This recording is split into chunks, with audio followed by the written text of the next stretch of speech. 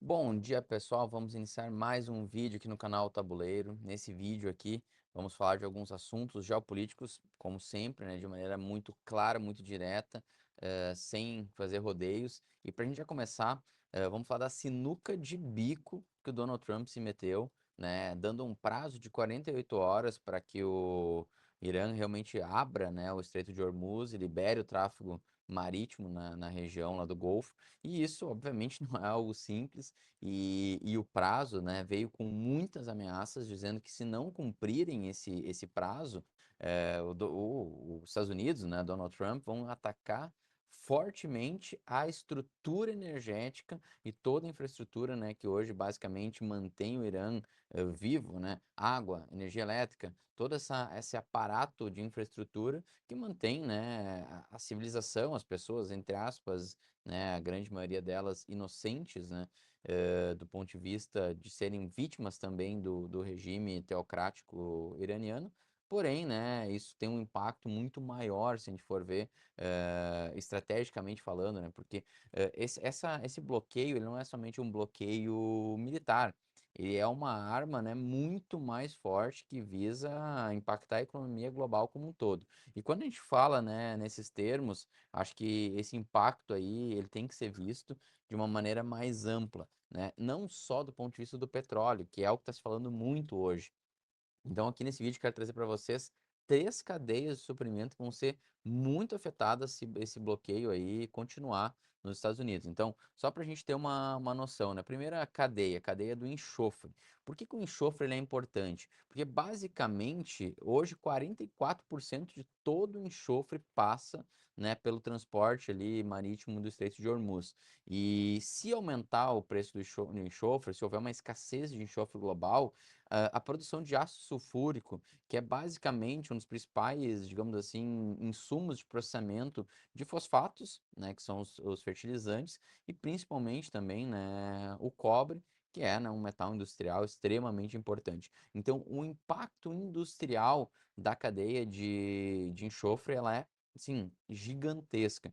E também, né, a questão dos fertilizantes, que impactam diretamente, né, a questão global, né, de alimentos, a questão da cadeia global alimentar. Então, o ácido sulfúrico, ele é um dos minerais que geram, né, toda a cadeia de processamento dos fosfatos, que são, né, hoje muito forte usados aí em relação à questão de fertilizantes. Já a cadeia de GNL, gás natural liquefeito, ela tem um outro ponto, que ele impacta diretamente na produção de ureia e amônia. Aqui sim, especificamente, são usados, né, para a produção de fertilizantes, e aí acaba, né, que impacta, né, cerca de 30%, né, de toda a produção de ureia, principalmente na Índia, pode fechar nas próximas 2 semanas. Então, isso aí é muito impactante, considerando que o Brasil importa hoje cerca de 80% de todos os fertilizantes usados no país. Então, essa dinâmica pega o Brasil em cheio, porque a gente está falando de um impacto tanto industrial como principalmente eh, alimentar, né, no ponto de vista da cadeia aí do agro. Então, o Brasil é um país muito vulnerável a um acontecimento que está a 14 mil quilômetros de distância. Então, realmente, o impacto do Brasil nessas duas cadeias são gigantescos. E já do ponto de vista da cadeia mais tecnológica, a gente está falando que o hélio produzido no Catar hoje é cerca aí de 30% da produção global. Então, a litografia e o resfriamento, né, de toda essa parte, digamos assim, da estrutura, né, da inteligência artificial pode ser muito impactado. Litografia, só lembrando, pessoal, é a inscrição, né, é a gravação dos chips, que hoje os nanochips, né, que a gente está falando até 2, 3 nanômetros de tamanho, usam muito o hélio para poder fazer principalmente o resfriamento. Então, isso tem um impacto direto nos chips e em toda a estrutura de inteligência artificial que a gente vem desenvolvendo aí. O próprio Elon Musk lançou todo um projeto agora no final da semana passada, falando aí especificamente dessa questão aí da produção de chips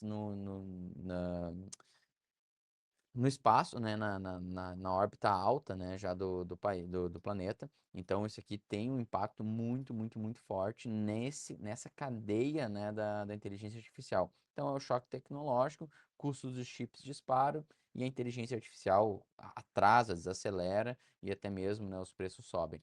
Então, isso tudo, né, todo esse fator, né, sem contar o petróleo, vai provavelmente impactar numa segunda onda inflacionária. Por que segunda? Né? Nós tivemos a primeira grande onda inflacionária ali, de 2021, 22 em diante, ali, onde, né, teve os reflexos da pandemia, né, muito fortes ali. Então, alimentos, minérios, tecnologia, tudo isso vai subir. E os efeitos já nos mercados é que nas casas de análise, por exemplo, sim, o Federal Reserve Bank of Atlanta, que é o Federal Reserve responsável por algumas pesquisas de mercado, já coloca que o mercado está precificando a probabilidade de aumento de juros nos Estados Unidos nesse ano, já praticamente já chegando em 50% de probabilidade. E o número de cortes de juros cada vez mais caindo a probabilidade de ter mais cortes de juros esse ano.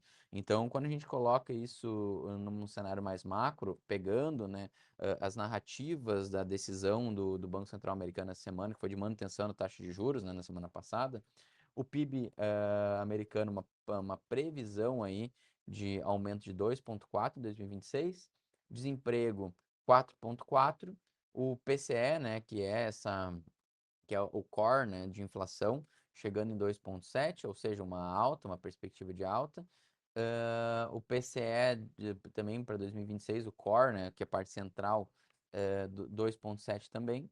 E a previsão de mais um corte ainda ao longo do ano. Então, a taxa neutra americana, 3,1, é a maior desde 2016. Então, os Estados Unidos aí realmente mostrando que o cenário está mudando e a inflação já é uma nova realidade que a gente vem vendo aí no mercado. Então, o que que eu quero trazer com esse vídeo, que essa é a reflexão. Donald Trump vem escalando a guerra, isso é fato, e ele começou a se colocar nessa posição de uma maneira muito, digamos assim, incisiva. Até brinquei, ele fechou as portas que ele tinha para dar qualquer saída, porque ele vinha falando que ele acabaria a guerra a qualquer momento. E aí, na sexta-feira, ele coloca, né, esse alvo, esse objetivo de desbloquear o Estreito de Hormuz a qualquer custo em 48 horas. Então, é complicado, porque ele basicamente fica sem saída. Ou ele libera agora o Estreito de Hormuz, ou ele vai ter que realmente ir para cima do Irã de uma forma mais incisiva e provavelmente com tropas terrestres, que é o que já está ali, 5.000 Marines lá apostos, prontos para fazer isso. Então, nessas jogadas, né, da geopolítica, o Donald Trump ele basicamente ficou sem saída. Ele mesmo colocou numa posição de ficar sem saída. E o Irã, né, basicamente foi tudo que eles planejaram desde o início do conflito, que era atrair os Estados Unidos para o seu território e começar uma guerra muito mais forte, uma guerra de atrito que a gente chama aqui. Então, o mercado já está precificando algumas coisas e a gente vê aí que as cadeias de suprimentos podem ser muito, mas muito afetadas, gerando inflação e exigindo aí choques de juros ainda mais fortes esse ano. Então, é o cenário básico que a gente trabalha aqui e vamos acompanhar o desdobramento dessa semana, que vai ser muito importante para a guerra e para a continuidade da economia global, porque se o Donald Trump cumprir a promessa, realmente o bicho vai pegar e o Irã não vai deixar barato, porque vai ser muito doloroso para eles esse ataque americano. Então, pessoal, grande abraço e até o próximo vídeo aqui no canal.